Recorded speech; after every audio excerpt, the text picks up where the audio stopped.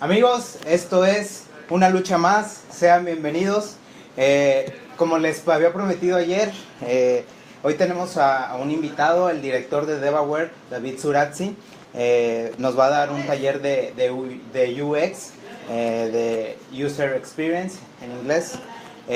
Estamos muy emocionados, así que acompáñenos a ver esto.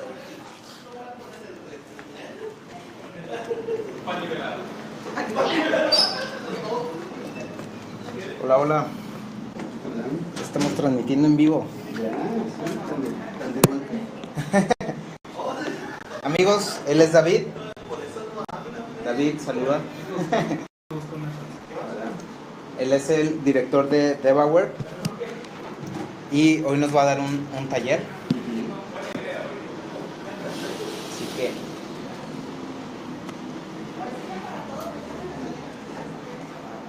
viajé como 480 kilómetros para darles el taller.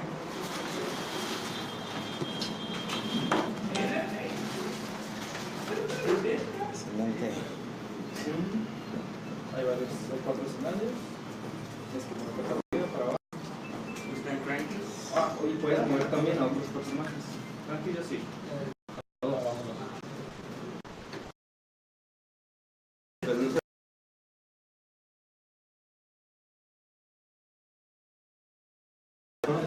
¿Les puedo robar su tele tantito? Claro. Sí, de hecho, por eso está muy mal.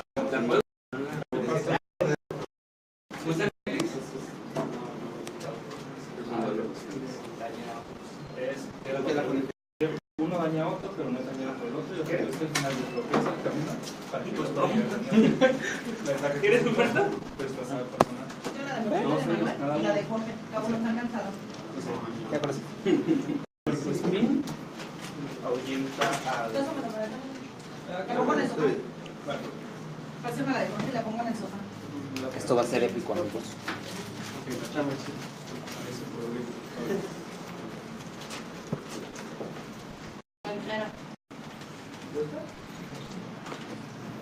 Pásame, no arriba. ¿Cómo? ¿Qué te pasa esa ropa?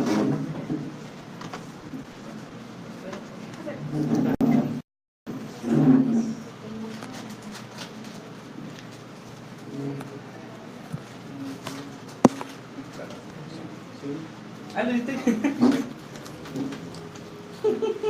Jálate una silla, güey. ¿Va a ser para no, de prensa? ¿Qué opinas usted de Guadalajara y las costas cerradas?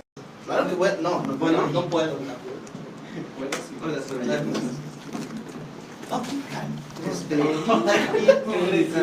Dándoles un taller y dando programación de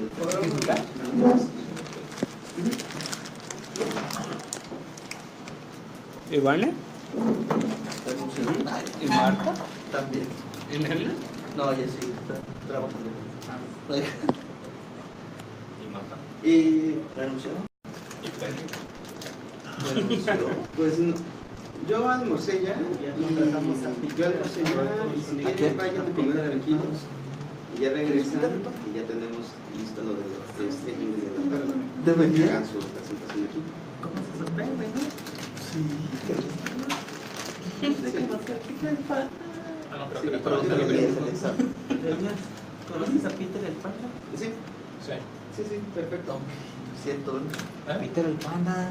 Peter Panda. Peter Panda. Peter el Panda. ¿Quién es Peter el Panda? Es que del streaming de la tarde también ya están listos. Rápido. Pues. Aquí, ¿a qué cable de mecánica? Bueno, HDMI. No, es. Ah, pero HDMI. No es HDMI. Sí, tiene una. ¿VGA? ¿Es HDMI? Ah, sí, perdón. Jálate el lápiz y no vas a agarrarlo.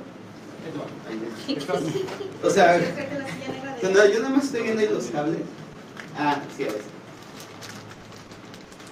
Ok, bueno, me presento. Soy David Surazzi. Lo importante aquí es que soy diseñador de la computación gráfica. El ser director de DevAware es lo de menos. Entonces,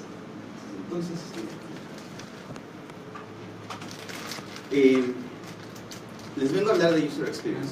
Además, esto es algo que es muy particular, porque el concepto de User Experience es muy moderno, sin embargo, en el fondo, ese es el motivo de que exista el diseño, que es cómo hacer que las cosas sean funcionales. Pero esto va más allá. Empecemos por algo muy simple. ¿Qué es User Experience Design? Son 3 palabras. User Experience Design. Usuario. Finalmente es a quien estamos entregándole el trabajo. En el caso de los videojuegos, ¿quién sería el usuario? Los jugadores. Exactamente, los jugadores. Es importante definir esto porque también tienes en el caso de los videojuegos como industria otros usuarios. Por ejemplo, tu publisher, ¿no? Pero estamos dirigiendo el User Experience Design específicamente al usuario final. La parte de Experience también es muy importante definir por sí sola, y es que, ¿a qué te referirías con Experience? ¿Alguien aquí? Carlos? O sea, ¿cuál sería esa Game Experience? Lo que te transmite. No, no, esa es una cuestión afectiva y esto es importante. Y presente, por eso es como necesario que haya participación. Pues sería como usamos las interfaces, cómo las percibimos, cómo las entendemos. Vamos mucho más por ahí que por la cuestión emocional. La cuestión afectiva sería una cuestión de narrativa, ¿no? También puedes diseñarla, pero en este caso de User Experience estamos hablando sobre todo hacia qué tan funcional, qué tan accesible es para el usuario entenderlo. Finalmente, diseño es lo más divertido de todos para definir. ¿Qué sería diseño?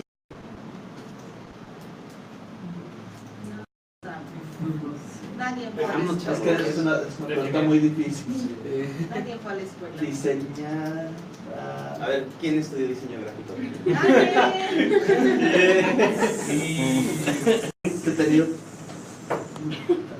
Ya ven, por eso uno no se debe de ir de borracheras tan seguido en la universidad. A ver, allá está uno que levantó la mano. Hay la construcción gráfica de lo que se está haciendo. No, porque tú puedes diseñar historias.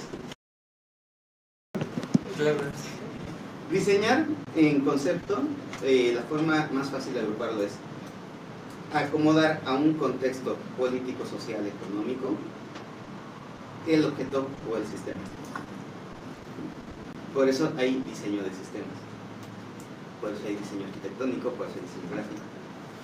Entonces, como lo estamos adecuando a un momento, a una sociedad y a las condiciones de un individuo, cuando hablamos de User Experience Design es colocar en las condiciones de nuestro usuario final que sea la usabilidad de acuerdo a sus condiciones culturales, sociales, políticas, económicas. Entonces, bajo esta definición es, pues todas las cosas se han hecho así siempre, ¿no? O sea, todas las cosas siempre se han definido de acuerdo al usuario, etc.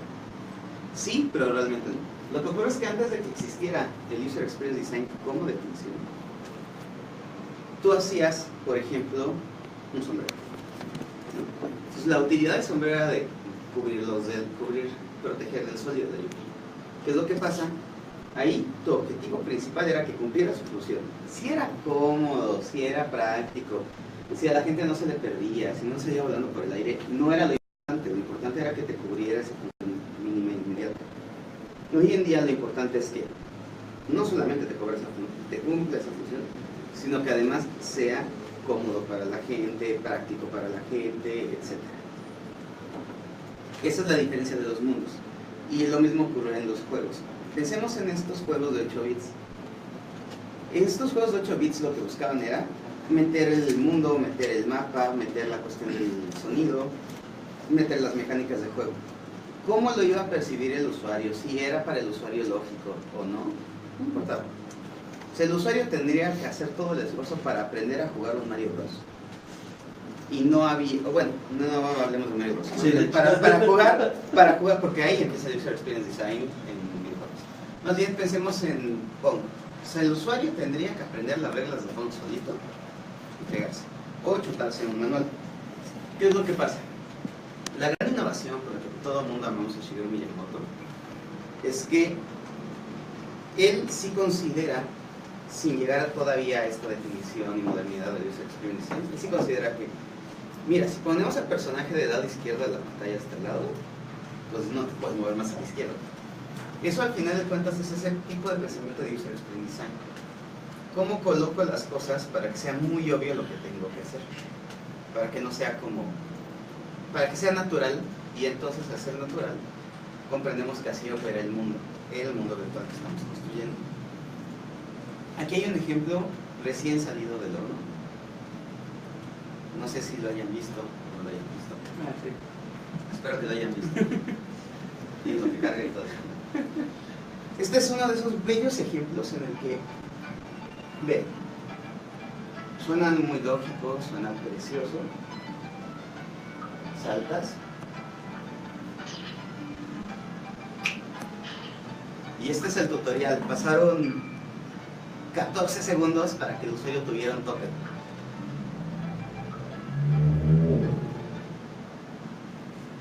¿Qué es lo que pasó ahí? ¿Por qué está fallando? Porque está solo poniendo un texto para que lo entiendan, no lo está Claro, enseñando. pero por el diseño de nivel. Tú sí puedes poner un obstáculo con ese nivel de precisión en tus últimos niveles. No, el tutorial. Pero en tu tutorial tiene que ser muy obvio que algo del doble de tamaño. No lo salta el personaje solo, pero no lo tienes que llevar al límite al usuario. Porque tienes que tener una curva de aprendizaje. User Experience en videojuegos, estamos hablando de curvas de aprendizaje. Tú le vas a poner un obstáculo básico que va a ser muy obvio que lo va a poder sortear. El primer bloque, fácil. Y eventualmente vas a ir colocando el obstáculo de una forma más complicada, que vaya a requerir más destreza. Porque si el obstáculo es demasiado complicado, tu nivel de frustración es altísimo, tu usuario avienta el juego. Si no incrementas la dificultad, se vuelve demasiado monótono y tu usuario avienta el juego. El objetivo de User Experience Design en videojuegos es: tú aumentas la dificultad paulatinamente, lo que va a hacer que tu usuario falle, sí, pero él cada vez que falle tiene que estar más cerca de lograrlo. Si no está más cerca de lograr el objetivo, tú estás fallando. No es hacer el juego más fácil, es hacerlo menos frustrante, es hacer que el usuario se sienta cómodo dentro del universo. Algo que no me dejarán mentir es: ¿cuántos jugaron aquí un juego de Super Nintendo? Pues todo. No, pero es que ya hay que preguntar. Ya me han contado alumnos que... ¿Qué es eso? O sea, no siempre juegan, ¿no? Entonces, ¿qué es lo que pasa? Pensemos en algo que espero todo el mundo haya jugado, ¿no? Pensemos en Mega Man, ¿no? O sea, en Mega Man llegas, el primer enemigo sí te mata, llegas, lo matas, avanzas, saltas unos bloques, te topas un nuevo enemigo, lo matas, otro, el tercer enemigo, otra vez te mata, lo vuelves a cruzar, y esta dinámica de cada vez que me sale un enemigo nuevo me va a matar, es muy común. Pero cada vez que ya vi qué es lo que hace, lo puedo superar y sigo avanzando hasta el siguiente muro. Eso es un buen diseño de experiencia de usuario. ¿Por qué? Sí voy a perder, sí tengo un nivel de frustración, pero cada vez que lo intento llego más lejos, ¿no? ¿Recuerdan Flappy Bird? Sí. Flappy Bird es una de esas trampas de experiencia de usuario, porque es excelente. O sea, Flappy Bird, objetivamente, como un objeto de diseño, pues estaba mal diseñado porque no lo podrías acabar. Pero como un objeto de experiencia de usuario era una cosa maravillosa, porque al usuario le da la sensación de que tiene mucho control, de que se puede hacer. Y aunque fallas, te genera la idea de que, no, sí lo puedo superar. Entonces tiene una gran experiencia de usuario, y por eso era tan adictivo, porque siempre era algo que pudiste haber controlado, por lo menos es tu percepción, aunque no sea una realidad. El juego en realidad, siendo objetivos, estaba hecho para no pasarlo. Eso es lo que se tiene que cuidar. Ahora, estas serían como las bases teóricas, y antes de meterles más información hacia lo loco, dudas, estrés, preguntas. Hay un debate de que dicen que Flappy Bird, depende cómo lo tomes, si lo odias o lo amas, es tu rol en la industria. Solo quería decirlo. ¿Qué opinas tú de eso?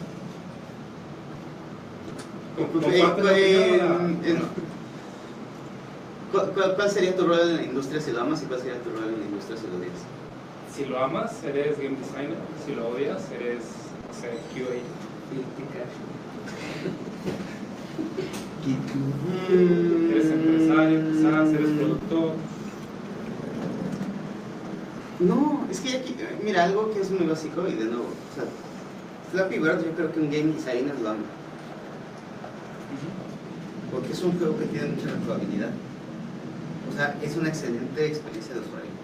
Más bien yo te diría, si consideras al videojuego como un medio que podría explorar más allá sus capacidades, ahí sí te diría, Flappy Bird es una cosa súper corta, basura.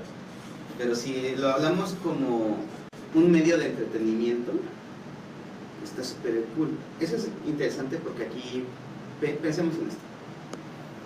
El cine es cool. Sabemos que las películas, las chick flicks, pues no nos aportan mucho en la vida.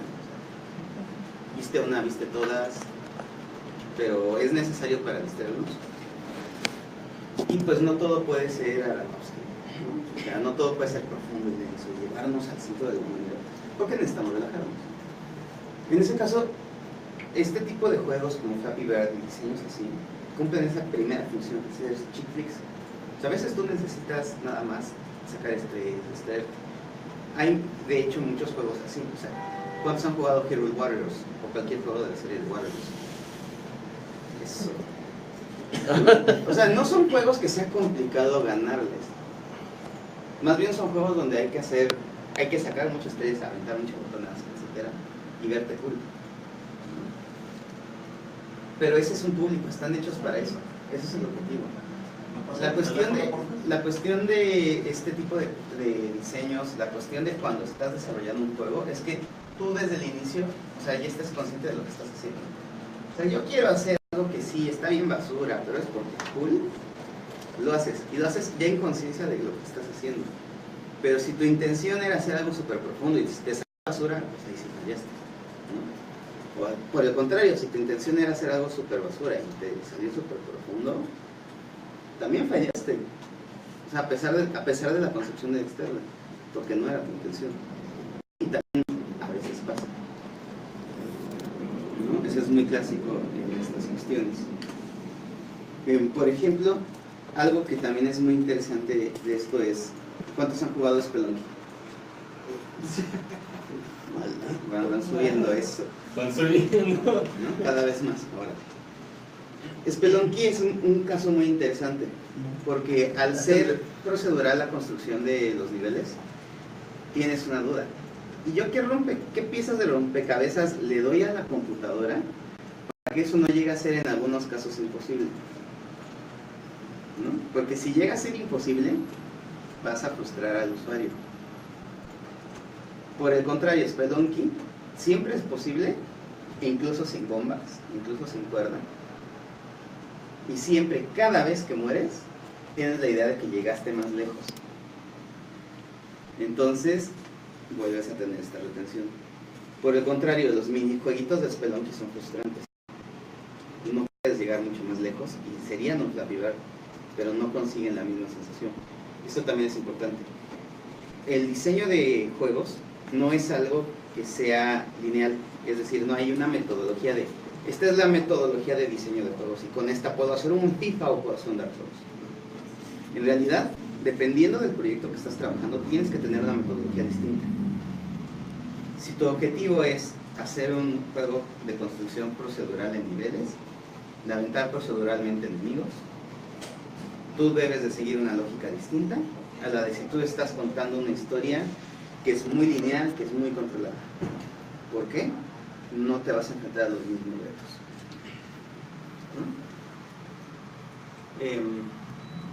¿No? Ahora, ¿tienen algún caso, alguna duda, algo que me digan? Mira, esto me gustaría como entenderlo más acerca de experiencia de usuario. A mí siempre se me ha hecho muy interesante en cuanto a experiencia de usuario lo que hace Blizzard. Sus menús son muy claros, sus números, pero a la vez son muy densos. sí es como muy interesante cómo lograr ese acercarse a algo tan adornado pero tan claro. No sé si es una pregunta válida. No, claro, y esto es como excelente. Una parte fundamental, y esto es también interesante. Lo que ocurre con la experiencia de usuario es que estás integrando distintas áreas. Como cualquier área de diseño, estás integrando artes y ciencias. En el caso de lo que comentas de los menús de Blizzard, lo que ocurre es, tú estás haciendo una muy buena dirección de arte, es decir, es atmosférico. O sea, pensemos en un caso así bien cortito para poderlo entender mejor y que es menos atascado. O sea, pensemos en las pantallas de inicio de estas campañas donde cuando estás en la de los orcos, pues todo cambia bien. Cuando estás en la de humanos, todo se vuelve muy raro. ¿Qué es lo que pasa? Como tu dirección de arte está definida muy bien, tus tipografías ya son legibles todas, etcétera, nada más le vas cambiando el skin a esta relación que tiene con el ambiente. ¿Qué es lo que pasa? No se ve fuera de lugar. Como no se ve fuera de lugar, se vuelve mucho más fácil leerlo. Entonces puede estar sobresaturado, pero siempre es fácil de leerlo. Otra cuestión es, tú debes de entender cuál es la información importante o más relevante. Sí tiene mucha información y nosotros a un vistazo abierto lo podemos checar, pero hacemos estudios, sobre todo en las grandes empresas o en el caso de Latinoamérica, chavos, vayan con su universidad más cercana y les aseguro que de seguro tienen la máquina, por lo menos en Tijuana y en el Distrito Federal, en la Ciudad de México, en la Guamas Capozalco, tienen máquinas de rastreo de visión. ¿Qué hacen estas máquinas? Te ponen tu pantalla y dicen, mira, tu usuario está viendo esto, le resalta esto y hace este recorrido visual. ¿Qué es lo que pasa? Si mi usuario hace este recorrido visual, yo aquí voy a poner elementos que podrían ser importantes, pero no de acción, ¿sabes? O sea, pausa, ¿no? Porque no tienes que ver el icono de pausa para estar pausado. Pero si mi recorrido visual está yendo por aquí, aquí voy a poner elementos básicos. Vida, municiones, aquí, por aquí, que es un término medio, ponle un mapa. Es importante, sí lo va a ver, pero no tiene que estar ahí en su atención. Todo esto obviamente toma tiempo, porque tú llegas, presentas una interfaz, te hacen tus correcciones, cuando mueves la interfaz cambia la ruta visual. Pero eso es parte de la profesionalización. Eso es parte de empezar a hacer contactos con universidades o con otros estudios más grandes. Porque estos detallitos hacen que la experiencia de usuario sea mejor, hacen que todo sea mucho más relevante. Por ejemplo, imaginemos un juego en el que la representación de dinero es una monedita muy pulida, con su signo, y otro en el que nada blanca, dinero, 100. Pues obviamente dices, ¿qué pasó? O sea, le pudiste haber invertido 3 horas de trabajo en hacer un icono de moneda o un y enviarle dinero 100 para representarlo. Es como muy bueno. Para el usuario es muy importante, porque le estamos entrando un estándar de calidad. Es decir, este juego que al usuario le cuesta $10 en Estados Unidos, le va a costar $3 al usuario mexicano o al usuario estadounidense. Si el estudio estadounidense $3 le vende un juego que sí se tomaron tiempo de hacer el icono de las monedas, de que la barra de vida sea algo bonito con sus redondeados, con pinza, etc. Y tú, como estudio mexicano, que les vas a cobrar un juego muy parecido en $3, ¿no te lo tomaste? No estás siendo más listo, estás estando por debajo del estándar y está siendo más caro que todo por ti. Y son detalles que no te llevan mucho más tiempo, no te llevan mucho más costos de producción. De hecho, muchas veces hacer estudios de experiencia de usuario, de interfaz, en etapas tempranas de desarrollo, suele hacer que los juegos sean más baratos. Puedes invertir mucho más tiempo en afinar esos detalles de arte. Tienes un juego de mucho mayor calidad y ya puedes estar competitivo dentro del mercado nacional. Esto es algo que también me lo han comentado muchas veces, por ejemplo en Epic Games. Es algo muy importante. Epic Games sí llegó a la conclusión de que desde etapas tempranas del desarrollo, hacer pruebas de usabilidad estaba disminuyendo los costos de producción de sus juegos, ¿no? Y no solamente de los juegos, también de, por ejemplo, Unreal Engine. Ahora sí, ¿no? ¿Qué pasa cuando la experiencia del usuario no es de llegar más lejos, sino es cuando es por medio de la frustración, como todo esto, por ejemplo, Esa es también una excelente pregunta. Cuando hablamos de experiencia de usuario, también suele confundirse mucho el hecho de que, no, que tu usuario disfrute el juego. Pues no necesariamente. Por ejemplo, y no tanto conmigo, vámonos a algo más simple de entender. Pensemos en Resident Evil. O sea, yo no voy a jugar Resident Evil para disfrutar el juego. O sea, yo lo voy a jugar para sufrir el juego. Necesito que me dé miedo. Necesito sentir que no me responde el control a tiempo, ¿sabes? Porque es Resident Evil, ¿no? O sea, de hecho, muchas veces criticaban, por ejemplo, en el 4, ¿por qué el tanque? ¿Por qué te tienes que parar? Porque eso te genera la sensación de estrés, de que me va a alcanzar ese bicho. Si fuera muy ágil, si pudieras dispararle así, pierdes esa atención. Y en el caso específico de juegos de terror lo refieres. Obviamente, si tú haces eso en un juego de acción, si tú hicieras eso, por ejemplo, en Halo, pues sí, estás muy mal. En Halo lo que necesitas es ir así, haciendo el sketch shot, corriendo. Eso es algo que también necesitamos saber desde el principio, y por eso lo que les comentaba de tener una conciencia de qué estoy haciendo, de hacia dónde va el juego, a qué tipo de usuario estoy buscando, qué experiencia le quiero dar, para qué, porque entonces también definimos. Hay veces que, ¿sabes qué? Mi interfaz está tan buena, es tan claro, es tan obvio lo que tiene que hacer, que está fallando el juego. ¿No? O sea, pensemos, por ejemplo, en estos juegos de Mario, de Paper Mario. O sea, en los Paper Mario, tú tienes a la vez una excelente experiencia de usuario contra una horrible experiencia de usuario. Y es por una razón muy simple. Tú tienes que esconder cosas que no sean tan obvias que están ahí, y eso es una mala experiencia de usuario, entre comillas, porque tiene que ser no tan obvio. Pero no son cosas que si el usuario se pierde, el juego no puede avanzar. En cambio, esos son juegos que los puedes avanzar linealmente sin encontrar todo, y eso lo hace una excelente experiencia de usuario. O sea, tú tienes que medir en qué puedes fallar. Por ejemplo, visualicemos un Silent Hill en el que les pongas un resplandor blanco alrededor, como en un shooter, para separarlos del fondo. Pierde todo el chiste.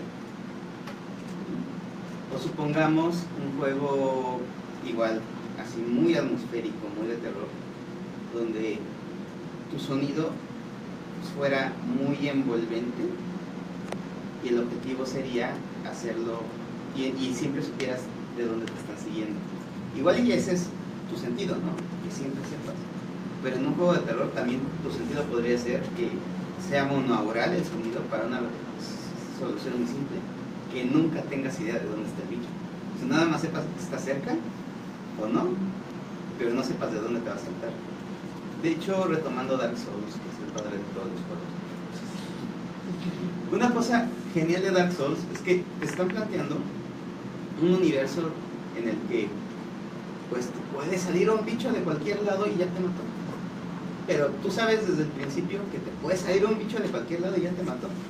Digo, en la versión 3, que es la que seguramente más personas han jugado y más lo ubicarán. O sea, tú llegas, dices, hay que sacar la espada de aquí, ¿no? 2 segundos después el bicho despertó y ya te aplastó con el brazo, ¿no? Ya ahí aprendiste, y eso es como 5 minutos de juego. ¿Qué es lo que pasa? Cuando ya de plano te cae un bicho en los últimos niveles del techo que ni siquiera puedes ver por mucho que lo busques, no te sorprende, ¿no? Y dices, oye, pero eso está mal hecho, porque nunca te enseñan que ahí va el bicho.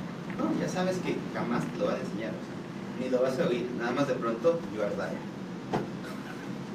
Entonces, tienes que ir checando esas partes de experiencia del usuario. También, por ejemplo, igual retomando Dark Souls, algo que es básico en Dark Souls, que dices, ah, no, claro, es que cada vez que mueres, tú estás bien consciente de que tu movimiento no debió haber sido atacar o no debió haber sido retirar, sino que debió haber sido otra cosa. Y estás en plena conciencia. Pues igual tus reflejos no dieron, pero supiste que fue lo que falló. Y tienes un aprendizaje, es decir, tú para la siguiente vez reaccionarías distinto. En el caso de Dark Souls, algo que es maravilloso es que hay tantas posibilidades de acción del lado de la computadora, que aunque tú ya sepas que, aunque tú cambies cómo reaccionaste, la computadora sí tiene suficiente acervo para, jaja, te moviste para allá, va el golpe. Cuando hacemos juegos más compactos tal vez no es posible, entonces tenemos que buscar otras alternativas. Por ejemplo, trabajar más entre qué es lo que pasa con mi diseño de enemigos y mi diseño de escenario. Si mi enemigo cuando golpea empuja al personaje, entonces a la primera que le pongo a ese enemigo le pongo mucha plataforma. Ahora, este enemigo te va a empujar. En la siguiente le acortamos la plataforma. Y ya para la tercera vez que te topas 2 enemigos y una plataforma chiquitita. Pero esa curva de aprendizaje es muy suave, es muy lógica, porque ya sabe que va. Es más, desde antes de saltar con el enemigo ya sabe, me voy a caer, son 2, estos me empujan y no hay espacio. Pero ya estás generando una expectativa, incluso al error.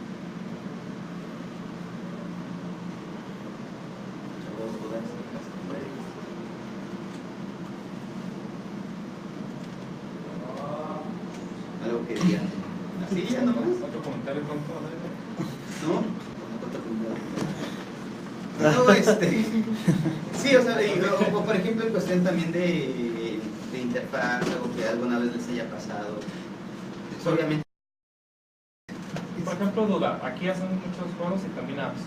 ¿Cómo sería un UX, aplicación aburrida, corporativa, empresarial, administrativa, pero con gamification?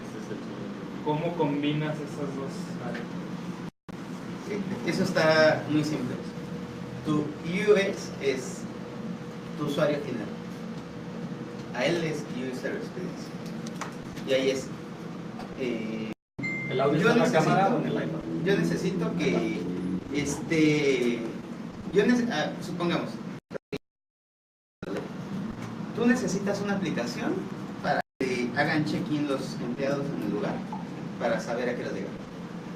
Entonces, obviamente lo puedes gamificar y si llegas a tiempo, 10 puntos. Si llegas 15 minutos tarde, 5 puntos. Más de 15 minutos tarde, menos 30. Pongamos. ¿Qué es lo que pasa?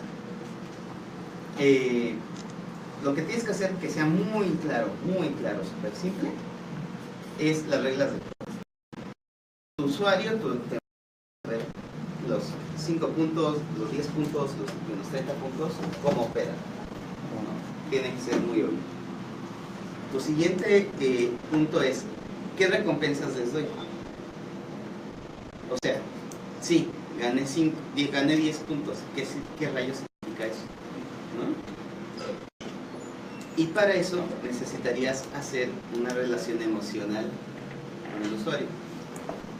Y por eso les decía que no es exactamente lo mismo User Experience, una relación emocional. Para hacer una relación emocional, tú tienes que hacer algo muy parecido a lo que hacen los juegos free to play, ¿no? Ponle su avatar. Su avatar así, gris, sin chiste, carente de personalidad y alma, así como cualquier persona en la oficina. Y entonces, ¿qué es lo que haces? Le permite que todos personalicen el avatar. Así de simple. O sea, sacarlo de su realidad, por ejemplo. Y esta te la estoy llamando así como en el camino, ¿no? O sea, permítele que lo personalice. Todo el mundo vamos a personalizar nuestro avatar, a todo el mundo nos gusta tener mascotas. Y entonces, ¿qué es lo que pasa? ya hay un motivo para que él gane esos 10 puntos. Es un motivo que no le va a costar a la empresa que te contrató, es un motivo que no te va a costar a ti, es un motivo que sí es suficientemente fuerte para el empleado, si lo sabes hacer. Entonces, dale esas posibilidades, ¿sabes? Y dependiendo, como ya les dije, no hay una sola estrategia, o sea, no apliquen esa para todo, sino dependiendo de la necesidad de tu cliente empresa, de la necesidad de tu usuario, vas a generar tú una estrategia para poder tener una conexión. Pero tenemos que ir buscando estas cuestiones. Y muchas veces estas cuestiones, por ejemplo, las ganas en la experiencia de ver cómo operan cosas que no deberían estar diseñadas para eso. O sea, por ejemplo, esta idea vino pues, de los avatars. En realidad, casi ninguna empresa trabaja con avatars dentro de sus aplicaciones gamificadas para usuarios, ¿sabes? Pero también por eso las cambian cada año, porque nunca ha hecho algo pensando en el usuario. Usualmente cuando te contratan una empresa, lo haces pensando en el cliente. No necesito para que el cliente me pague, pero no para que cree algo en el usuario final. Exacto. Llegó una pregunta, que si ha realizado investigaciones para definir el gameplay y temática de algún juego y de qué juego fue. Ok. Preguntas muy raras. ¿Sí o no? Lo que pasa es que... A ver, y no me dejarán mentir ustedes. En el caso de, bueno, de juegos serious games, tu gameplay lo defines dependiendo de cuál quieres que sea el resultado final. Entonces, ahí sí te podría decir que hay una investigación. Pero en el caso de juegos comerciales, no haces una investigación del gameplay como tal. Más bien, puedes partir de distintos lados. Quiero contar esta historia y ves al juego como un medio de comunicación. Quiero hacer mi caprichito de hacer mi Zelda y entonces partes ya de un gameplay muy definido y ya sabes que existe algún usuario ñoño que le gusta Zelda. O pueden, ajá. Sí, porque además algo interesante es que quienes estamos en DevaWare, o sea, somos ñoños dentro del universo del ñoño, porque no solamente nos gustan los juegos, sino también nos gusta leer, ir a la escuela, ir a clases de investigación. O sea, somos como ñoños profesionales. O por ejemplo, otra cosa que hacen las empresas es, no, es que yo le quiero tirar a este público, sobre todo a los grandes, yo quiero tirarle a este rango de público, chavitos, de tal cosa. Ahora, entonces tú haces una investigación viendo qué es lo que juegan estos chavitos y de ahí partes. Ahí varía. ¿Sí he hecho? Sí. Por ejemplo, cuando hicimos, porque no lo hice solo, lo hice con Stu y participó Elías Mucha, por ejemplo. Un juego para los refugiados saharauis. Les cuento el contexto. O sea, había hace como 50 años un país llamado Sahara Occidental que fue invadido por Marruecos. Obviamente hubo desplazados, hay un conflicto militar en la zona. O sea, no es ni de Marruecos ni es independiente. Estos campos de refugiados pues requieren todos los servicios que tenemos todos, porque jugar es un derecho humano. Entonces lo que pasa, bueno, es que tú no les puedes mandar un Xbox, ¿no? O sea, no hay electricidad, ¿no? Necesitas desarrollar, por ejemplo, ahí juegos de mesa y no les puedes mandar cualquier juego de mesa. Tienes que mandar un juego de mesa que si se les llega a hacer algo, lo puedan reemplazar allá. De mesa por la dificultad de llegar allá, es una el desierto de Sahara. Tiene que ser algo que aguante el clima de allá, tiene que ser algo que lo puedas transportar. Entonces, eso ya te va dando muchos parámetros de construcción del juego. Y tu investigación es cómo lo voy a transportar, qué idioma hablan. En el caso de los saharauis, ellos hablan 4 idiomas distintos y tienen, digamos, un tipo de lenguaje que los mezcla. Entonces tú no podrías mandarles el juego en español nada más, no tendrían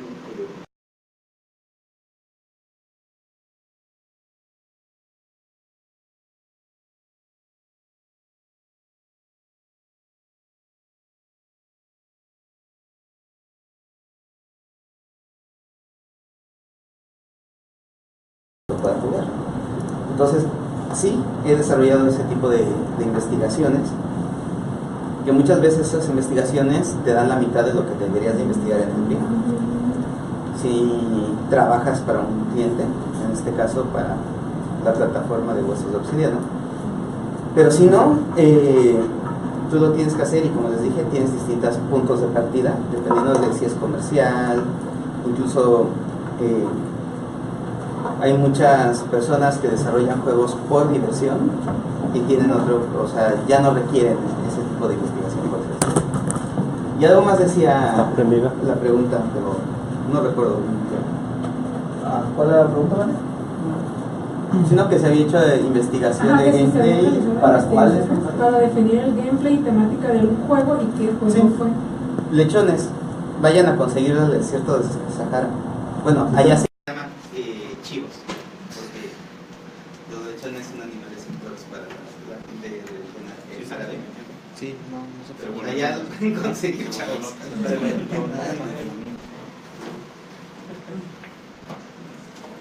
¿Verdad? ¿Nada más hacer esa?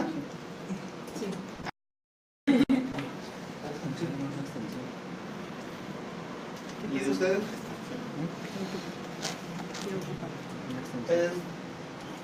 No es como un caso de interés. Uno de los retos más grandes y de las evoluciones más interesantes de los juegos es la representación de cuánta vida te queda, cuántos puntos te quedan. Y eso sí, Eso es un tema. Sí. Siempre se me ha hecho muy interesante las diferentes formas de demostrarlo. Tenemos cosas como Dead Space, que es una barra, pero la integra con el... Ajá, y esa es una interesante resolución para experiencia de usuario, porque todo lo que ves en pantalla pues es parte del mundo, pero sirve para mí como para buscar información. Y luego tenemos como una tendencia que hubo mucho en el PlayStation 2 de las barras de ellas súper adornadas y súper locochonas, que pues eran muy claras, eran simples barras. ¿Tienes alguna preferencia por uno, por otro? Esto es muy interesante, y la tomémoslo desde el fondo, ¿no?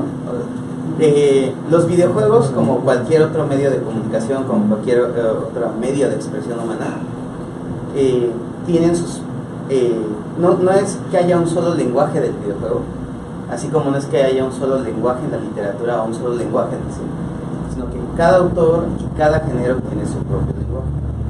Por ejemplo, un asesino en una película de terror tiene una cierta representación comparado contra un asesino en una película de acción. O sea, y en los dos dices que es un asesino, lo ubicas, pero no te lo están representando igual. En este caso, en los videojuegos ocurre lo mismo.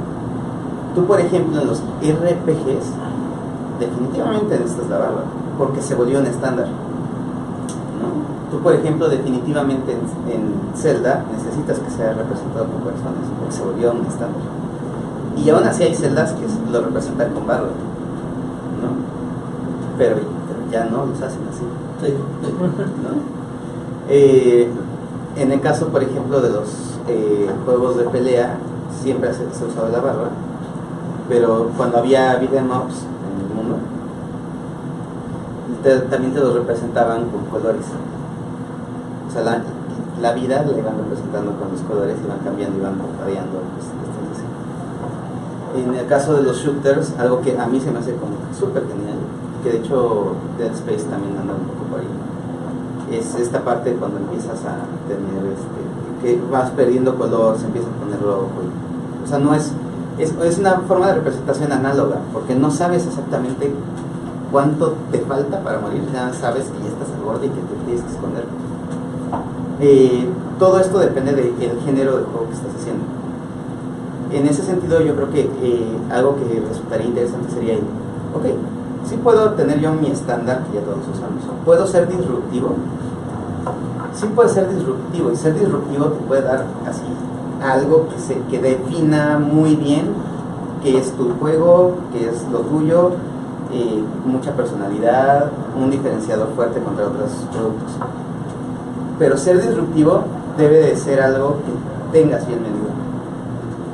Si tú quieres ser disruptivo en un shooter, tienes que escoger un tema en el que seas disruptivo y en todo lo demás no, por una razón muy simple.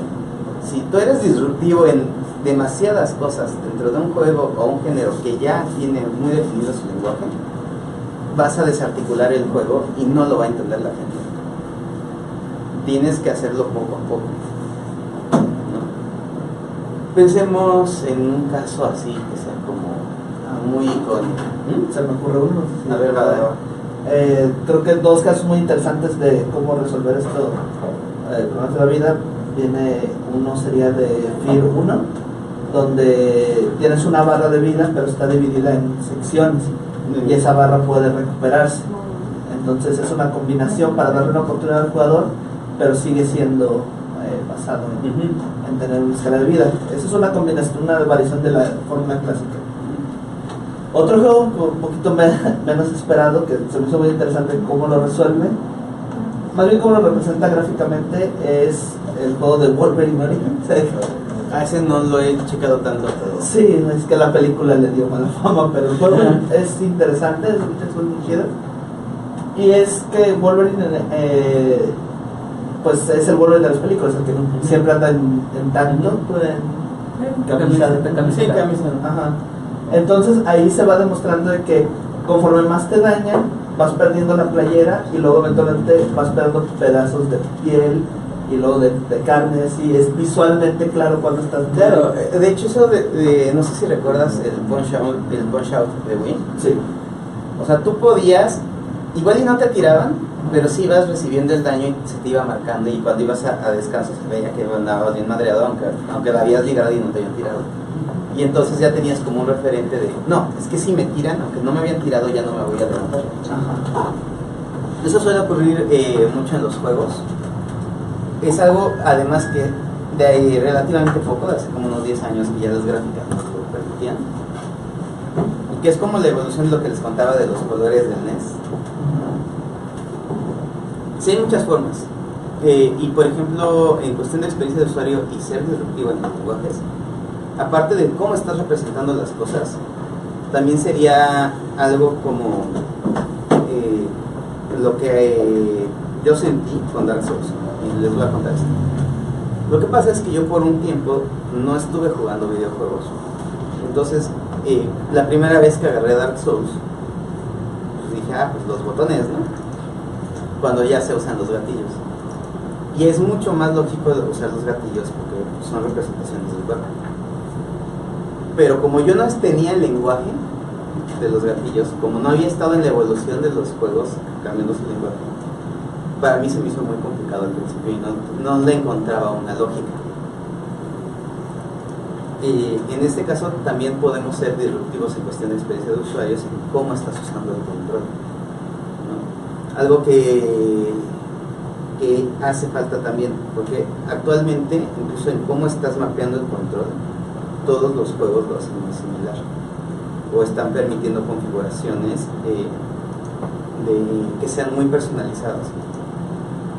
Pero si tú logras encontrar la forma de que el juego sea distinto, que no sea tan obvio, que por ejemplo, si imagínense un Dark Souls, ¿cómo se jugaría si tus gatillos los tuvieras mapeados en otro lado? O sea, ese tipo de experimentos lo puedes hacer, ¿no? O sea, ¿qué onda? ¿Qué pasa con un shooter si presionas la palanca para disparar en lugar de gatillos? ¿No? O sea, son cuestiones de experiencia. Y no es que sean buenas o malas, más bien es el experimentar en cómo se siente si se hace esto de esta forma, ¿no? ¿Cómo se siente si, por ejemplo, le pongo transparencia a ciertas cosas en el mundo? ¿Cómo se siente si no le pongo transparencia a cosas que se deberían de ser transparentes? Son estos pequeños detallitos, pero nunca se atasquen, o sea, nunca cambien demasiados elementos, ni visuales, ni auditivos, ni de control. Pues uno que lo hizo, siento que sí es antes de Dark Souls, y fue muy criticado en su tiempo por eso, fue el Shadow of the Colossus, que era agarrarse y era con los gatillos y sentía cuando ya veías que el mono que se movía el coloso y te movías tú todo así como una cuerda, pues ya sabes que ibas a caer fácilmente. Ya veías tu barra y ya estabas en el puntito.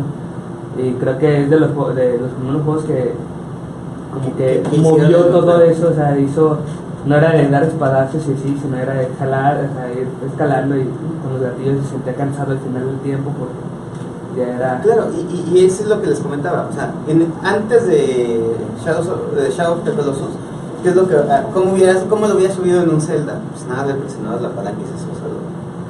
Que eso en cuestión de experiencia, en ciertas condiciones de experiencia de usuario, pues es mucho más práctico. Pero en el caso de los videojuegos, no, como les comentaba, no necesariamente estás buscando que sea más práctico, más bien que sea un mapeo más real, más una mejor abstracción del movimiento que está ejecutando el usuario. Entonces tienes que ir haciendo este tipo de experimentación.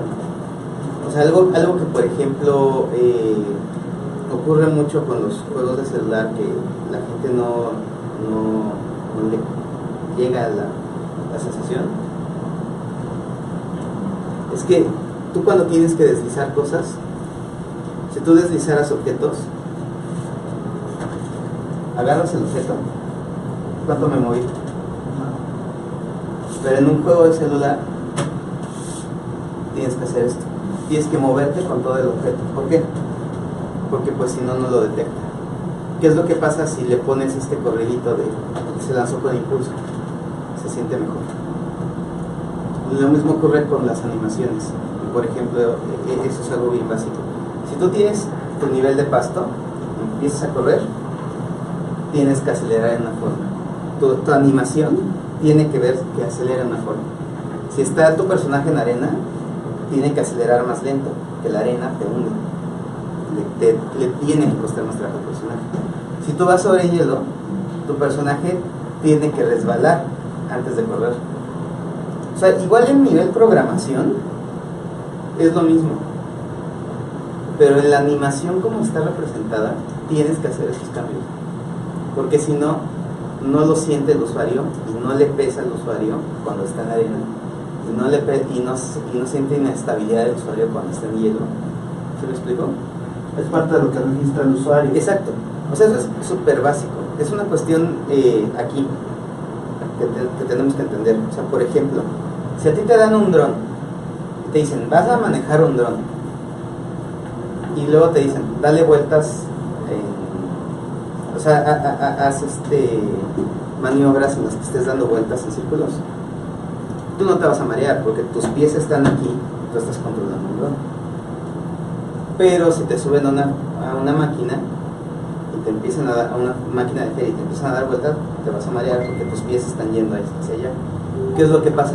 Cuando hacemos una aplicación VR, hacer un dron dando vueltas así, o hacer al personaje del usuario dando vueltas así, la cámara tiene que funcionar igual porque estás haciendo lo mismo.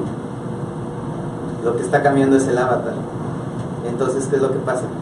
Si tú le das a un avatar, a un usuario humano, un avatar humano, el usuario humano se marea más fácil que si le das un robot, o si le dices que es un dron, ¿no? O sea, y esos detallitos le dan mucho sabor a la experiencia, y esos detallitos controlan muchas cosas, pero muchas veces se nos va. Nos llegó otra pregunta. Sí. ¿Qué es lo que necesitas para crear un juego hablando de nivel personas y conocimiento de cada una de ellas? Ya no está Jorge, ¿verdad? Entonces, se abre tu Facebook.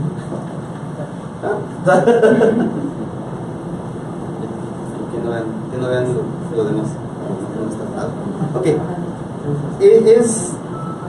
Esto varía mucho, porque hacer videojuegos hay es como comer una naranja, ¿no? ¿No es cierto?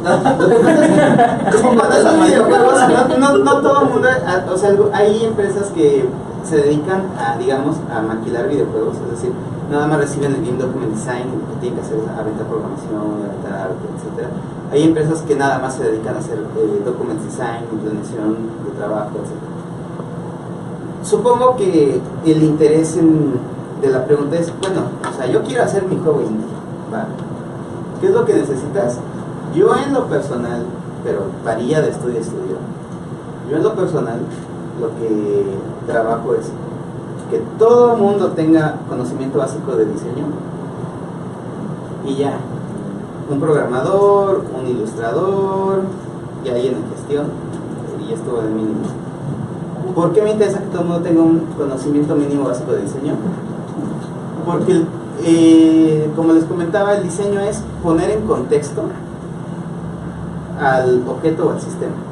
Si mi programador entiende lo mínimo básico de diseño y le digo, oye, chavo, necesito que me hagas un nivel de agua, él entonces va a entender que el hacer un nivel de agua va a implicar que me ponga en contexto al personaje, es decir, la resistencia, el salto, etcétera, tienen que ser distintos, no nada más los assets. En ese caso, yo ya no tendría que andar tras el programador explicándole esas partes, ¿no? Por ejemplo. Igual en arte, ¿no? O sea, si les digo, les entrego el Game Document Design de este es un nivel de agua, ya el artista, si tiene ese mínimo de diseño, dice, es un mínimo de agua, lo estás viendo en vista lateral, entonces la iluminación, si llega por arriba, debe de tener distorsiones, tiene este tipo de cuestiones. Lo resuelven solos, o sea, ya no hay que andar correteándolos. En el caso de que no tengas a esta gente, a la gente capacitada en diseño, lo que ocurre es que sí lo pueden hacer, sí lo saben hacer, pero tú tienes que estar atrás de cada uno, checando esos detalles, y entonces lo mandan, no mal, pero lo mandan sin cuidar esas cosas, y las tienes que mandar de regreso, y las tienes que mandar, y eso, un trabajo que sí puede salir en 3 meses, sale en 9, porque todo tiene que pasar por una sola persona que cheque eso, ¿no? Por eso a mí en lo personal me gusta trabajar con gente que lleve diseño, y en lo personal lo que hemos estado haciendo con mi equipo de trabajo estuvo hace cortes días, es que, por ejemplo, yo les doy este tipo de charlas sobre el diseño de experiencias de usuario. Esto me explica el tipo de charlas sobre cómo la relación de mecánicas dinámicas que les mañana operan a nivel de programación, y entonces entendemos cómo están funcionando las cosas, y partimos del diseño como esa parte, como la base de construcción de los juegos. Y otra pregunta, ¿qué opinas de los juegos de realidad virtual en cuanto a experiencia de usuario?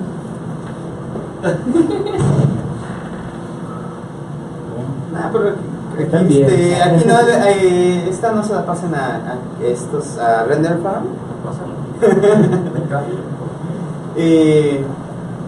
Mira, el gran problema del VR son dos. Uno es que obviamente es muy caro el VR, o sea, tanto producir VR por los fierros como poder reproducir, es decir, consumir VR por los fierros. Pero ese es un problema que sería solventable eventualmente cuando logremos mejorar la tecnología y abaratarla. No, pero chido, güey. O sea, no hay pedo, no se me va a leer. Pero ese problema se va a resolver cuando la tecnología pues se abarate, se popularice. El otro gran problema del VR, que ese es el serio y que nadie está atacando, es que ¿cuántos fueron al cine de niños y se acuerdan que cuando se iba a caer el personaje se sentían como de vértigo? ¿Cuántos de ustedes cuando jugaban en la consola saltaban así? Okay. ¿Y eso por qué pasa? Pues porque ahí había un nivel de inmersión enorme, pero no eran experiencias VR. Entonces no era necesario que te clausuraran todos los sentidos para poder tener esa inmersión. El problema del VR conceptual que tiene es que están trabajando sin entender la base fundamental de la inmersión, que no es que te cierren los sentidos, sino que es que haya una empatía fuerte sobre el personaje. De hecho, en relación a esto, el profesor Pierre Bourdin, al rato les hablará mucho mejor, Y él lo lleva a un nivel extremo, la inmersión. Pero en cuestión ya práctica, seres humanos mortales, la inmersión se puede realizarse en el VR, pero los proyectos de VR son muy lejanos. Por ejemplo, si te están desconectando tanto los sentidos, tú tendrías que tener la sensación, y te meten a una jungla, tendrías que tener la sensación de bochorno, tendrías que tener una animación en la que tu movimiento sea pues como cuando estás en la jungla, es pesado, pesa el aire, pesa la tierra, es lento, ¿se me explico? Se distorsionan los colores, cosas así, y en realidad lo que están haciendo es que están metiendo, no meten esa cantidad de cuidado, no se puede cuidar el audio así de bien, todavía tiene muchos problemas por ahí y no lo logran. Para hacer VR tendrías que saber hacer inmersión en cine, en videojuegos, y hacer exactamente lo mismo que haces en esos otros medios en VR, y entonces ya no tiene sentido el VR, porque sería hacer algo que sí podrías hacer con menos dinero. De una forma más simple, ustedes quieren contar una historia épica, pues primero tomas un taller de cómo escribir un libro, luego uno de guionismo, luego un taller de transmedia, luego entonces ya puedes hacer tu historia épica. Y el VR es lo mismo. ¿Quieres hacer VR? Tendrías que saber cómo se hace cine, cómo se hace un videojuego, cómo se hace transmedia, y luego ya podrías hacer VR y entregar una experiencia distinta. A mí en lo personal, todas las cosas que he visto en VR, y se las digo así, desde proyectos de grandes empresas hasta lo que entregan chavos de universidad que lo están experimentando, no me sirve porque son cosas que no me sirve porque son cosas que si las hicieran sin VR funcionarían igual de mal, o sea peor, o sea ni siquiera ha sido que funcionen bien. No es pregunta, pero por ejemplo en el VR que tenemos aquí de arte, una de las experiencias que a mí más me gusta, y ya sabes cuál es una que juegas fútbol y tú eres un portero. Pero a mí lo que me sorprende, me impresiona, y vas a decir, es que qué tonto, mejor vete a jugar al parque, es lo bien que funcionan las físicas, pero no tiene historia, no tiene progresión, es una vivencia nada más, que a mí me permite, por ejemplo, estar en un estadio que está a kilómetros. Es una simulación de la realidad a un punto que a mí yo dije, wow, esto está adictivo, impresionante, y no tiene historia, y solamente el VR sí fue el único medio, pero los otros 40 juegos que tiene no me sorprendieron, y es lo que tú dices. Pero yo en ese caso te diría algo, si lo mapeas a un control y lo pones en una tele, ¿funciona? Funciona mucho más limitado, porque no hay correlación entre los movimientos que hago con mis dedos con los que hago con mis brazos. Es que ya no me escuchaste. Si lo mapeas a un control y lo pones en una tele, ¿funciona? ¿Quieres que funcione? Le sacude bien. Ajá. O sea, si tú lo mapeas bien, o sea, no que lo pongas así como lo bajo al golpe, no, que lo mapees bien a un control. ¿Cómo lo mapeas? ¿A qué te refieres? Agarras, o sea, si tú, mira, si tú lo pones con gatillos, ¿para qué? Gatillo, gatillo, gatillo, gatillo, okay. Ya sabes, es 1, 2, son 3, ¿no? Gatillos de 4 gatillos. 4, ya son 4, o sea, tienes 4. Que haga esto. Sí, o sea, tú con los gatillos lo podrías hacer, y lo podrías vender así con los gatillos, lo podrías vender en una App Store para PlayStation, por ejemplo, y entonces, ¿para qué necesitaste el VR? Ahí va. ¿No? Sería, o sea, si funciona bien. A lo mejor hay una interacción física. ¿Qué dimensiones tienes que no tienes en el control? Por ejemplo, puedes hacer esto, pero no puedes brincar, no puedes voltear hacia atrás. Algo que tú puedes hacer cuando está, por ejemplo, que entra el gol, es que miras hacia atrás o dices, ay, voy para acá. Tienes un control sobre cámara que no tienes con los gatillos, tienes un control sobre posición que no tienes sobre los brazos. Te agrega más dimensiones que con un control no tendrías. El control es una representación simplificada al número de botones que te caben en los dedos. Pero acá tienes, aparte de los dedos, porque tienes los gatillos, tienes otros movimientos que te agregan dimensión al juego. Esto va a estar interesante. Okay.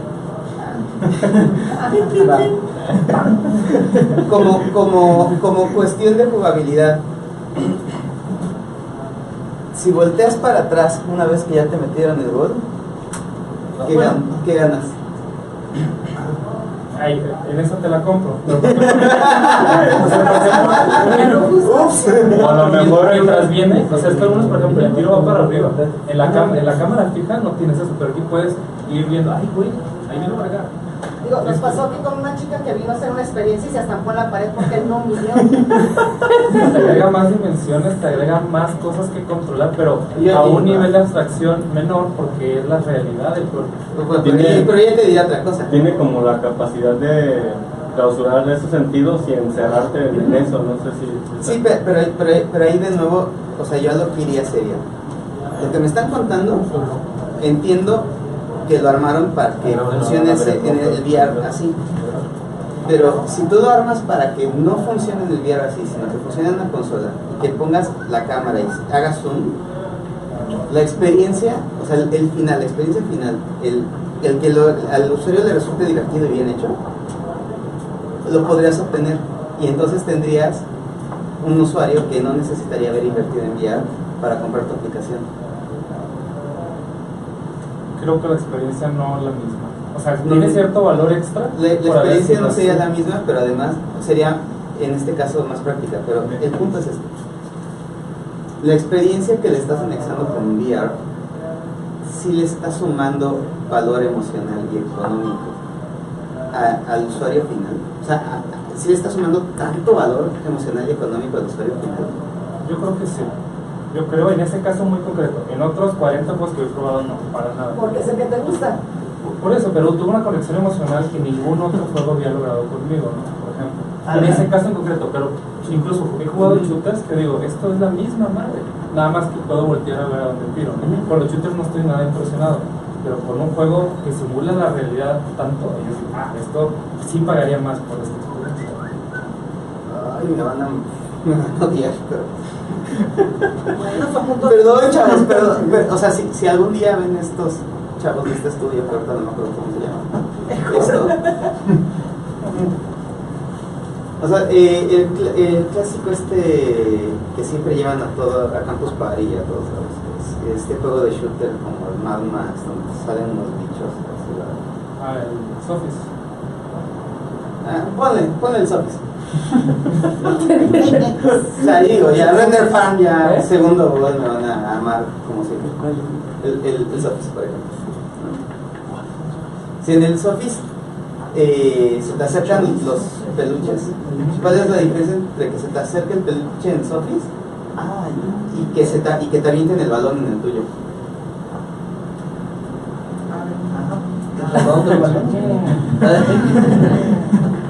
Generalmente en disparos tú solamente tienes esta parte, ¿no? Así, o sea, no puedes hacer esto en disparos, por ejemplo. En los First Person Shooter, que tiene la cámara fija vinculada con el arma, con la mira del tuyo. ¿Sí? Entonces no puedes hacer esto en los shooters. Esto no lo puedes hacer, te agrega una dimensión extra de control. O incluso generalmente no tienes. No, pero yo estoy comparando VR contra VR. O sea, ¿qué es la diferencia entre que te disparen en un First Person Shooter en VR y que a ti te avienten un balón en el tuyo? No, pues es muy similar. O sea, bajo eso que te acabo de mencionar es muy similar. Porque tienes controles sobre el cuerpo, pero uno es para disparar y otro es para tapar uno. Es parecidísimo, es casi lo mismo. Yo de hecho estoy más del lado de Manuel porque... Yo también. O sea, y obviamente, y además esto es padre porque, o sea, entenderán que son puntos de vista distintos, o sea, no nada más por chingar. Pero, o sea, mecánicamente es lo mismo. Sí, estamos hablando de la misma experiencia. Ahora, y esto es interesante, explíquenme por qué dinámicamente sería distinto. Este es el problema que creo, yo estoy de acuerdo en que la experiencia hacia donde va es correcta, todavía no está ahí, pero ya he jugado dos cosas específicamente que sí me impresionaron. El de fútbol no es uno de ellos. Pero el pez. Pero el pez. Fue Arizona Sunshine y no recuerdo el nombre. ¿De qué es el Arizona Sunshine? De zombies. Bueno, ok. Porque justamente en la referencia hay como... Vamos a buscarlo. Hay como 8000 juegos de zombies en VR, pero casi todos son galerías de tiro. Y esa es una de las cosas que se me hacía tediosa de esos juegos. La diferencia de este es que mecánicamente tal vez no es tan único, por eso digo que todavía no llegan ahí. Pero este es el primero que sí me convenció de que es tan divertido como un juego. Estos van a pagar. Es tan divertido como un juego. Como un juego regular. O sea, a eso es a donde llegó, pero también no justifica la compra del VR. Ese es el problema, sí. Es por eso que estoy entre esos dos puntos. La verdad es que me sorprendió mucho, me divirtió, se me hizo bueno. Ahorita lo busco el otro nombre. Pero agrega una diferencia no solo en la inmersión, sino cómo piensas el disparar. Por lo menos para mí esto lo cambió, porque tienes tus armas y por ejemplo en un shooter regular es como calcular un poco mejor, o con el mouse es muy preciso. O sea, son dos formas de input. Lo que me permitió esta es darme cuenta con diferentes personas que lo jugaron la relación de cómo usaría un arma cada uno. Eso se me hizo muy interesante porque si juegas Call of Duty todo sería pum al malo. Eso sería todo. Pero cuando lo jugó una persona que no sabe era de ¡ay! Le aventaba la pistola. Y la diferencia es que yo, por ejemplo, me puse de reto de voy a tratar de matar a todos con headshot. No podía, obviamente, por eso. Y hacía muy interesante el hecho de que ya tenían como que hacer el ¿Con qué lo movimiento. estaban jugando? ¿Con qué dispositivo? Con HTC Vive. Sí, estándar. Sí, estándar. Y ahí fue donde hizo la diferencia. Entonces, solo es uno y todavía no está tan pulido como para valer la pena. Pero creo que se van para allá. Y creo que sí tiene un valor eventualmente. Yo les voy a decir en qué sí me gusta el VR, para que también no piensen que no lo digo. Hay algo en lo que me encanta el VR. En interfaces de sistema operativo y de programas de trabajo.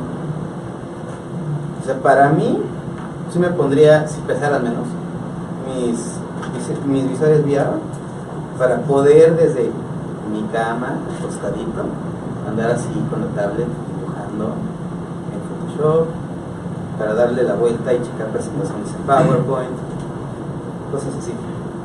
Sí, para eso, menús son muy disfrutables. para eso sí se me hace como, ahí vamos.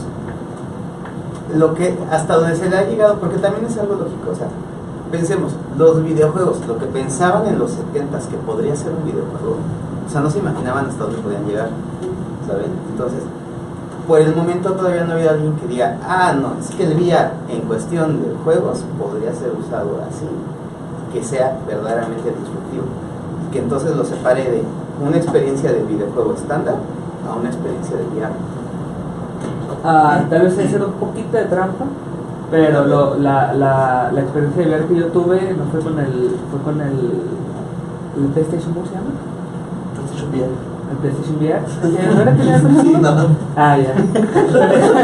¿No tiene un nombre clave? Seguramente PlayStation Vita VR. Morpheus, ¿no? Ya no. Ok. Fue jugar Resident Evil 7 con ese.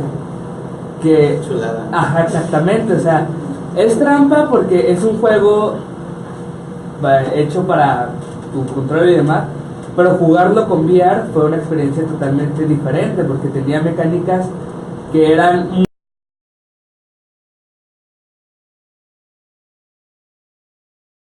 y el mono se asomaba, y eso son cosas que dices wow, o sea, son cosas que son más sumergibles en un juego así. Te digo, este es trampa porque es un juego ya aparte, pero creo que puede ser usado por ese camino.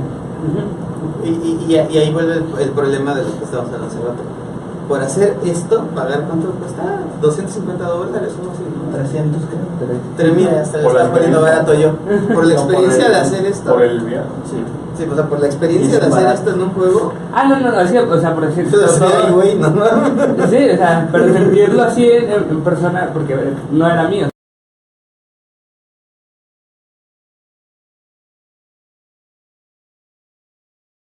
Por si es sumergible el ambiente del cierre. Y ahí va.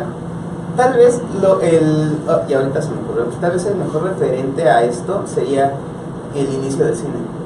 O sea, cuando empezó el cine, ¿qué es lo que hacían? Sí, hay una Romeo y Julieta de cine y hay Alicia en el País de las Maravillas de los años 10.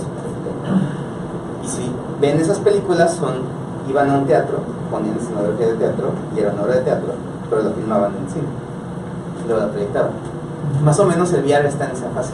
Sí. ¿No? O sea, es un videojuego que podría funcionar en cualquier otra cosa, pero se lo estoy poniendo en VR, ¿no? O sea, falta que llegue esta magia que encontró el cine con los efectos especiales que desarrolla. No, más bien con la fantasía. O sea, el cine cuando, se me fue el nombre, como Viaja a la Luna o ese tipo o Metrópolis, ¿no? Que aprovechaban las posibilidades de hacer trucos de cámara para contar una historia, y entonces ya no era ver una obra de teatro, sino era ver algo nuevo, porque generaba un nuevo lenguaje. Ahí creo que es de hecho uno de los principales retos del VR, que creo que debería dejar de ser derivativo de los juegos de consolas y tratar de buscar su propio. De hecho es exactamente lo mismo con el cine, que como dices era teatro grabado y se convirtió en películas. Entonces tal vez el VR sí sea como su propio medio inspirado en... Exacto, o sea, para hacer VR tendrías que partir del pues está chida la historia, está chido el control y usémoslo, pero no hagamos una experiencia que existe en otro lado. Pues es que siento que empujémosla.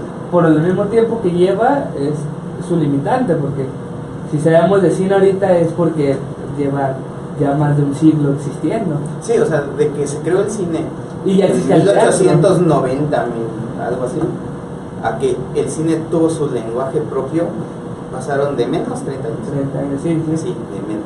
Y eso porque ya estaba en base el teatro, porque a partir de eso se creó su propia cosa, pero no deja, incluso actualmente no deja de tener muchos elementos de teatro.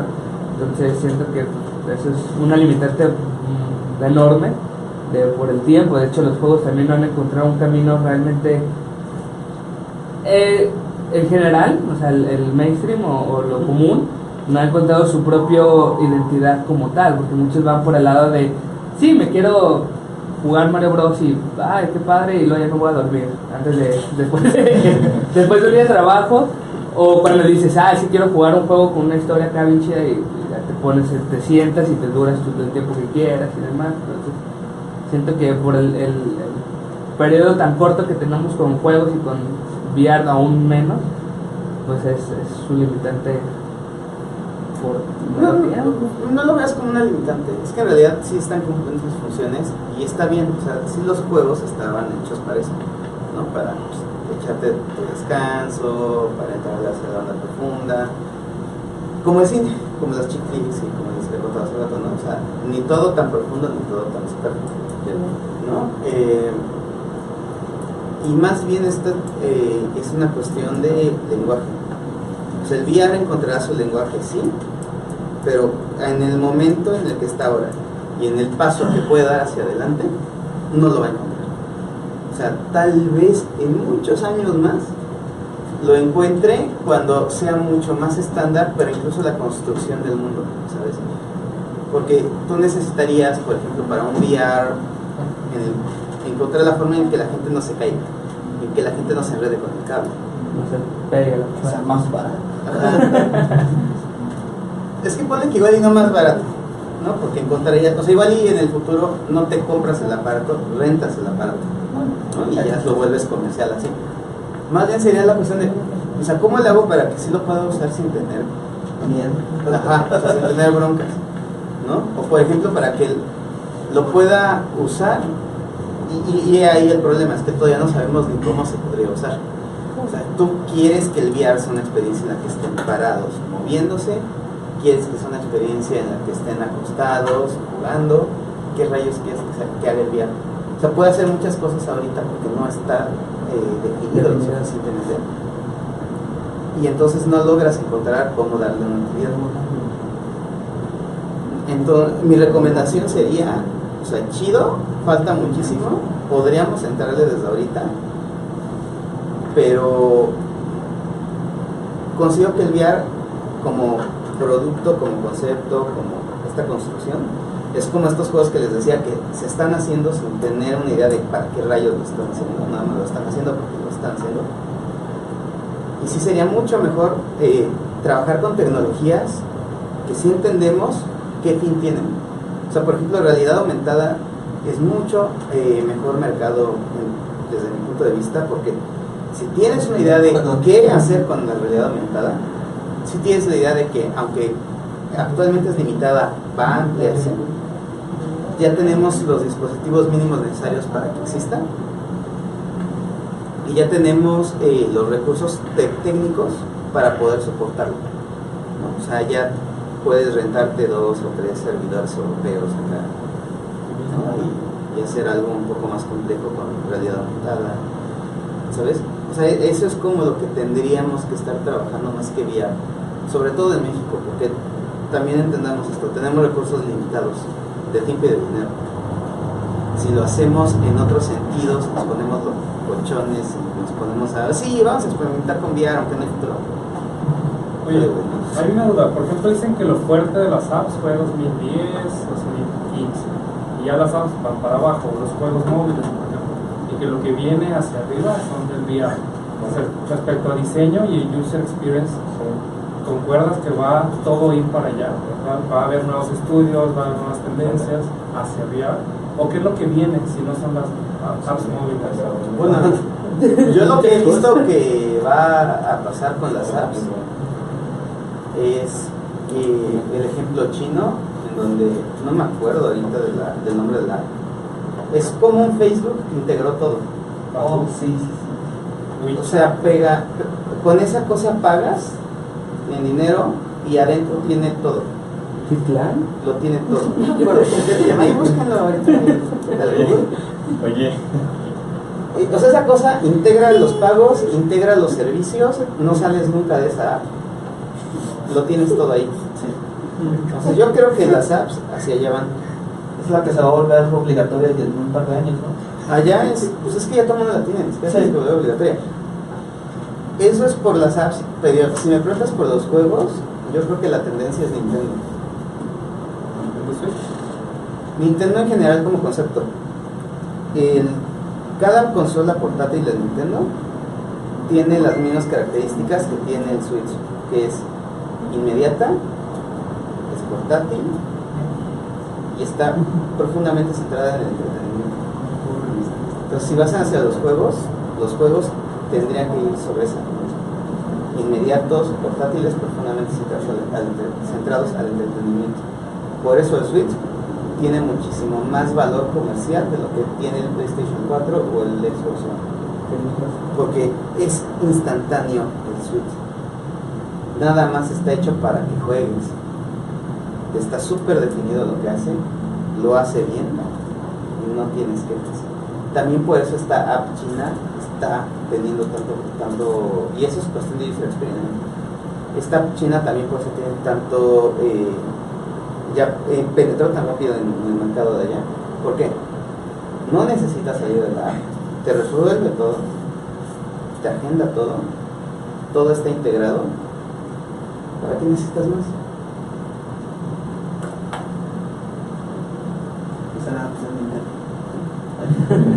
Pero piénsalo, o sea, realmente están ofreciéndote la misma cosa, pero en distintos servicios. O sea, la app china te lo ofrecen servicios de vida cotidiana, Nintendo te lo ofrecen juegos. Por ejemplo, nosotros como indies, ¿cómo nos metemos en esa ola? No te metes en esa ola. ¿Qué haces? No, pues agarras la siguiente. O sea, lo que pasa es que además esto ocurre en todas las industrias creativas de México y de Latinoamérica. ¿Sabes qué? Las películas de superhéroes están pegando bien chido desde hace 10 años. ¿Sí? Poca madre, güey. O sea, mire, y en Netflix tiene como 3 series, ¿no? es como los cantantes, ¿no? Cantan lo que va pegando. Pero eso funcionaba en los 80s, 90s, ya hoy ya no funciona. Hay que invertir en... Mira, yo acabo de ver en Netflix que van a hacer su serie de superhéroes. Y acabo de ver en Amazon que van a hacer su serie de superhéroes. sigue pegando. Pero yo creo que ya va De hecho, ya está en pegando. declive. Sí, ya va en Ese es el declive. punto. O sea, vas correteando a alguien que ya tiene el mercado, tiene más capacidad comercial que tú, tiene franquicias más fuertes de las que tú puedes tener. O sea, por ejemplo, intentar corretear a Pokémon Go es un suicidio. O sea, tienen 25 años posicionando la marca. No juegues. ¿Qué le va a ganar a eso? ¿No? O sea, andar correteando, el clásico, andar correteando a King. No, ¿quién le va a pegar a Candy Crush? O sea, Candy Crush ya tiene, y no estamos conscientes de ellos, ya tiene 10 años posicionando la marca. O sea, ¿qué indie va a llegar a hacer un coso que lo va a tirar a nadie? ¿Sabes qué puedes hacer?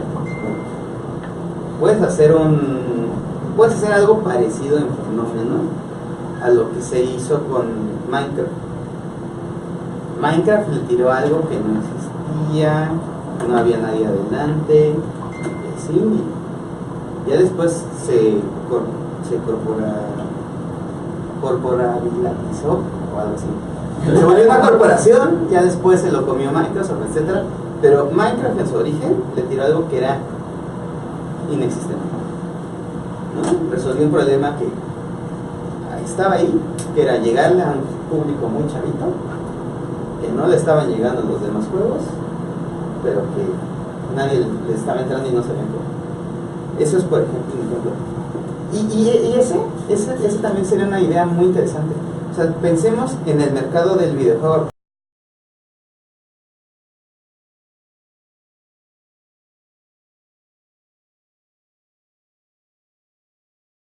Snapchat. O sea, los chavitos no están jugando juegos. ¿Por qué nadie está aventando juegos para los chavitos? ¿Por qué nadie está pensando, a ver, ¿cómo hago una app gamificada para chavitos? O sea, algo que les combine Snapchat con juegos. No lo están haciendo. No lo están pensando, no les está importando. Pero, entonces ese sería el chiste. O sea, tírale algo que no existe. pero no influye mucho que ahí es los papás los que deciden, porque si se la pasan en YouTube es porque mi papá le pone ahí, ve esto y dejaste de unirse. Te castigaron de chiquita. Sí, de hecho. No, es lo que. No, a mí no me. Pero No, más bien, no, es que más bien ahí lo que te falta es es tener la edad de tener hijos. ¿Sabes? No. O sea, tú a los chamacos, tú no les estás, los papás no les están poniendo Snapchat a nadie. Ya te instalé tu Snapchat. Y los chamacos jamás han sido, o sea, jamás han consumido lo que los papás les dicen. O sea, el fenómeno con los niños siempre es, les generas un deseo a los niños que son tan insoportables que los papás se los compran y ya. Siempre, ¿eh? O sea, pero además esto, o sea, hace 1000 años funcionaba igual, ¿no? No va por ahí, más bien es... Ay, Dios. Consideremos la situación social del chamaco de hoy en día, ¿no? O sea, consideremos qué es lo que pasó. Por ejemplo, en los 90s, muchos fuimos hijos de familias donde los padres estaban divorciados o separados. Entonces, ¿qué es lo que pasaba? Muchos juegos, ya fuera de forma directa y consciente, o no lo sabían y les salió de cotorra, tenían personajes que estaban abandonados. O sea, por ejemplo, el Ocarina of Time, o sea, es un personaje abandonado. Y entonces eso le resultaba mucha conexión con el chamán. Y entonces el chavito decía, no, pues sí, te vuelves.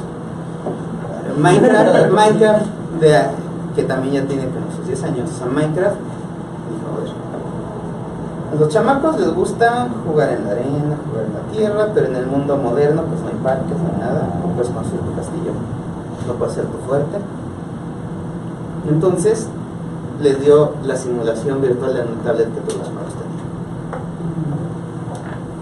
¿Sabes? O sea, eso es lo que hay que buscar. ¿Le quieres tirar a los chavitos? ¿Le quieres tirar, por ejemplo, también a la gente mayor? O sea, en algún momento nosotros vamos a ser gente mayor que va a decir, ¿este chingadera qué? Y alguien tiene que saber hacer juegos para que nosotros, gruñones, los podamos hacer. aplicaciones para que nosotros gruñones en 20 años los podamos usar, porque no vamos a entender cómo funciona. Pasó con el Wii. ¿Sí? Es que ese es el punto, o sea, that's my point. Sí, podría parecer que la tendencia de la industria es, por ejemplo, Steam. Steam en realidad es el presente decadente de la industria. O sea, el futuro de la industria, que es a donde deberíamos de tirarle nosotros como industria mexicana, es algo que no hemos visto nosotros ni han visto del otro lado. O sea, es algo que nosotros tenemos que construir, que del otro lado no se les haya ocurrido. Y no se les vaya a ocurrir porque no lo saben. ¿No? Tenemos que estar trabajando en ello. Tenemos que estar pensando, tenemos que estar trabajando con las universidades, viendo qué fenómenos sociales ocurren. ¿No? Piénsalo así de forma súper simple. Ahorita, entre huracanes y sismos, no va a haber abasto para hacer evaluaciones psicológicas a los chavitos. ¿Tú cómo haces para ayudar? O sea, no para reemplazar psicólogos, eso es tonto. ¿Tú qué tendrías que hacer para ayudar a que se haga esta labor que se tiene que hacer? Generas algo para streamearlos, generas una aplicación cuya idea principal sea hacer terapias de grupo. Facebook no era una red social, Facebook tenía otro objetivo, derivó a esto. ¿Sí me explicó? O sea, es lo que tenemos que ir checando, cómo lo vamos construyendo, o sea, qué se va necesitando para irlo sacando. No podemos nada más decir, pues yo creo que me voy correteando, yo creo que el futuro es esto. O sea, tenemos que tener idea de qué queremos hacer desde ahorita. Pues yo creo que ahí la dejamos, porque me están enviando cosas que tenemos que mandar para la Ciudad de México. Y en una hora, más o menos, ya tenemos que hacer el otro streaming. Y la invitación para mañana también, si nos puede hacerla. Sí. Hola, Carmen. Te invito a que mañana... ¿A las 11? Mañana a las 11 aquí. Cara Oculta. En Cara Oculta, que es... Manuel Acuña, Manuel Acuña, 2671. ¿Qué era? Manuel Acuña, 2671. Planta Alta. Vengan, mañana es sobre mecánicas, dinámicas y estéticas y su relación entre los distintos tipos de juego. Y en una hora es streaming sobre qué pasó con DevaWare y un par de conferencias de invitados internacionales del foro que también se van a realizar aquí. ¿Y algo más? ¿Otro anuncio parroquial? ¿No? ¿Alguien tiene más? Si alguien se picha una pizza. Muchas gracias.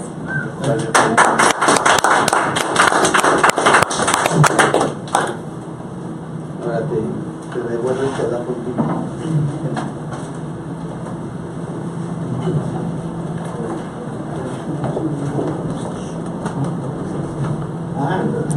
Ya doy.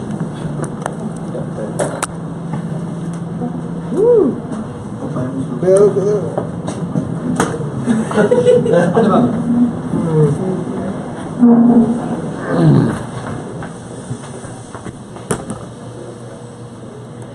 Muy bien, amigos, ¿qué les pareció la conferencia? La verdad a mí me pareció bastante interesante. Todo eso de los juegos no sabía. Para nuestro compañero Luis G, yo supongo que fue de mucha ayuda. Y ya lo oyeron, amigos, sigan al pendiente de aquí, de la página de Facebook de Cara Oculta, habrá más cosas. Se vienen otras 2 conferencias y qué fue lo que pasó con DevaWare. Entonces, y lo del evento de mañana, si tienen la oportunidad de hacer presencia aquí en el estudio, se podrá, la entrada va a ser totalmente libre. Entonces, anímense, amigos, y en un rato nos vemos más. En un rato más nos volvemos a ver con otro video, así que bye.